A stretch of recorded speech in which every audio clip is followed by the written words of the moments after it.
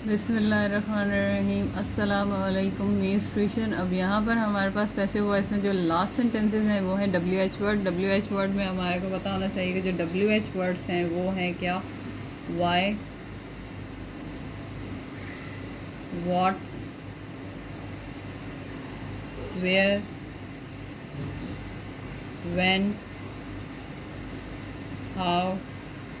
ये हमारे पास W H word होते हैं। अब इन डब्ल्यू एच वर्ड्स को बनाने का जो तरीका होता है सिंपल फॉर्मेट में, कि सबसे पहले डब्ल्यू एच वर्ड आ जाता है और उसके बाद जुमले को जो इंटेरोगेटिव फॉर्मेट में हम बनाते हैं नॉर्मल सेंटेंसेस में, वही करके बनाना होता है। यानी कि डब्ल्यू एच वर्ड लगने के बाद जो बाकी का सेंटेंस होता है वो इंटेरोगेटिव फॉर्मेट में होता है। टेंस उसका कोई भी हो सकता है, present, past, continuous, future continuous, या कोई भी टेंस के मुताबिक आप उसको बना सकते हैं। लेकिन उसका जो फॉर्मेट है यानी कि उसका सेंटेंस को बनाने का तरीका है उसमें डब्ल्यू एच वर्ड के बाद इंटरोगेटिव स्ट्रक्चर ही होता है। मैं अब यहाँ पे सब सारे टेंसेस के इंटरोगेटिव स्ट्रक्चर नहीं लिखूंगी, सिर्फ मैं आपको एक के जरिए एक्सप्लेन कर दूंगी, फिर मैं इसकी 3-4 एग्जांपल्स आपको बता दूंगी। तो सबसे पहले हम यहाँ पर इसका एक एज अ होल स्ट्रक्चर लिख लेते हैं, फार्मूला स्ट्रक्चर या फार्मूला आप इसको कह सकते हैं। तो अब सबसे पहले मेरे पास अगर कोई डब्ल्यू एच वर्ड गिवन है इनमें से 1 2 3 इन पांचों में से, why, what, when, where, who, ये हु भी लिखेंगे यहाँ पे। डब्ल्यू एच वर्ड दिया होगा जुमले के शुरू में, उसके साथ हेल्पिंग वर्ब होगा, हेल्पिंग वर्ब के बाद आपके पास सब्जेक्ट होगा, फिर जो उस लिहाज से टेंस होगा उसकी वर्ब होगा, और फिर आपको यहाँ पे ऑब्जेक्ट होगा। ये एज अ होल मैंने स्ट्रक्चर लिख दिया है, यानी कि ये मैंने हर टेंस के लिहाज से नहीं लिखा। यानी कि अगर कोई भी सेंटेंस बनता है उसमें डब्ल्यू एच वर्ड के बाद हेल्पिंग वर्ब आ जाता है और फिर यहाँ पे सब्जेक्ट आ जाता है, वर्ब, और फिर ऑब्जेक्ट आ जाता है। अब अगर मैं इसका पैसिव फॉर्मेट करके दूँ एज अ होल, तो पैसिव बनाते वक्त आपने डब्ल्यू एच वर्ड को तो वहीं रखना है, उसको कुछ भी नहीं करना, प्लस हेल्पिंग वर्ब भी अपनी जगह पे रहेगा जो भी उस टेंस का होगा, फिर आपके पास ऑब्जेक्ट आ जाएगा। फिर आपके पास देखना है कि अगर आपके पास वो जुमला विल फ्यूचर का है तो बी ई बी लगाना पड़ेगा, अगर वो आपके पास कंटिन्यूस का है तो बीइंग लगाना पड़ेगा, फिर अगर आपके पास वो परफेक्ट का है तो बीइंग लगाना पड़ेगा। यानी कि ये एडिशन होगा, इनमें से जो आपको सूट करेगा वो लगा दें। और पैसिव की खास बात ये है कि आपके पास यहाँ पे वर्ब की थर्ड फॉर्म आती है, फिर आप लगाते हैं यहाँ पे बाय, और फिर आप लगा देते हैं सब्जेक्ट। तो ये एज अ होल मैंने सारे टेंसेस के स्ट्रक्चर लिख दिया। अब यहाँ पे मैं इनकी एग्जांपल्स आपको करके दूँ। अगर सबसे पहला सेंटेंस अगर मैं लूँ, when will you sing the birthday song।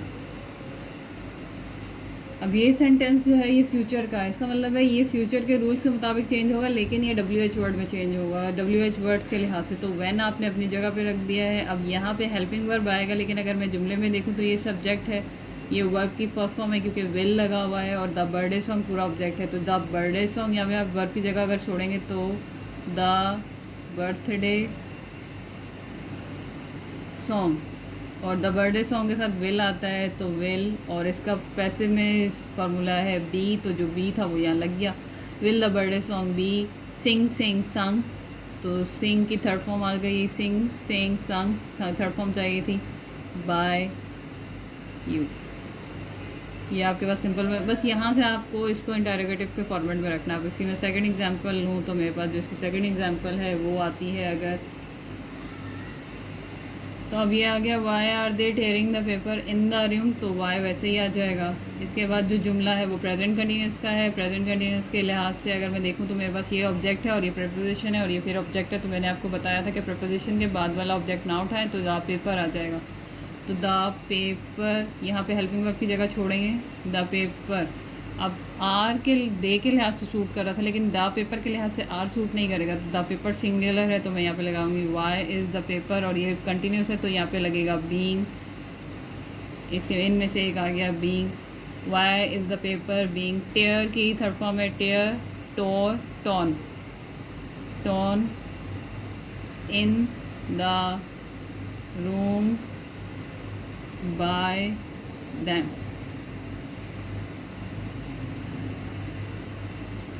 अब अगर मैं ये सेंट देखूँ when did he write a letter, तो ये आपको पास्ट में मिल रहा है क्योंकि डिड हेल्पिंग वर्ब है। अब अगर मैं इसका बनाने के लिए जाऊँगी पैसिव वॉइस, तो यहाँ पे व्हेन वैसे ही आ जाएगा। आप यहाँ पे हेल्पिंग वर्ब की जगह छोड़ें तो आपका ही सब्जेक्ट है, राइट वर्ब है और अ लेटर ऑब्जेक्ट है। तो अ लेटर सिंगुलर है तो यहाँ वॉज लगेगा, व्हेन वॉज अ लेटर। ये आपके पास वर्ब है, इसकी थर्ड फॉर्म चाहिए, when was a letter written by him. अच्छा, बहुत से लोग गलती करते हैं, ये डिड लगा हुआ है और इसको, तो ये डिड इंटरोगेटिव में आता है, ये इसकी अपनी कोई अहमियत नहीं है। अगर मैं जुमले को बताऊं तो ये इंटरोगेटिव लगेगा तो इसकी बहुत अहमियत है, लेकिन पास्ट इंडेफिनिट में सादा जुमला बनाने के लिए जाएंगे तो वहाँ पे ये डिड नहीं आएगा, डायरेक्ट वर्ब की सेकंड फॉर्म आएगी। लेकिन नेगेटिव और इंटरोगेटिव बनाते वक्त इसको लगाना पड़ता है, लेकिन पैसिव बनाने में इसको नहीं इस्तेमाल करेंगे, इसकी जगह पैसिव के हेल्पिंग वर्ब यूज़ होंगे। अब यहाँ पे जो नई चीज़ आ रही है वो है who will sing the song. तो हु का रूल ये है कि आपको हु को चेंज करना है बाय हुम। हु चेंज होगा पूरा बाय हुम में। अब यहाँ हेल्पिंग वर्ब की जगह छोड़ेंगे और आपका ऑब्जेक्ट है द सॉन्ग।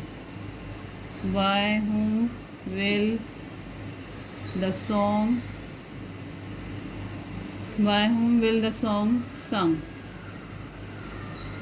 अब हु बाय हुम में चेंज हो जाता है और यहाँ पे हेल्पिंग वर्ब अपनी जगह पे रहेगा द सॉन्ग, और ये सिंग की थर्ड फॉर्म लग जाएगी क्योंकि हु है तो आपके पास सब्जेक्ट मिसिंग है तो वो ऑब्जेक्ट नहीं बन सकता, इसलिए अब यहाँ पे ये हु आ जाएगा तो हु यहाँ पे दोबारा चेंज होगा बाय होम में।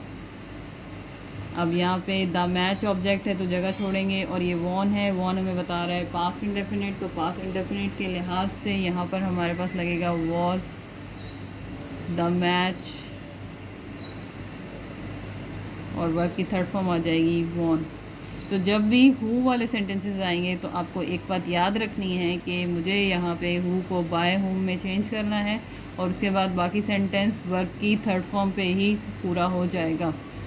मेरे चैनल को सब्सक्राइब करें, लाइक करें, अल्लाह हामी व नासिर, अपने फ्रेंड के साथ शेयर करें। Thank you.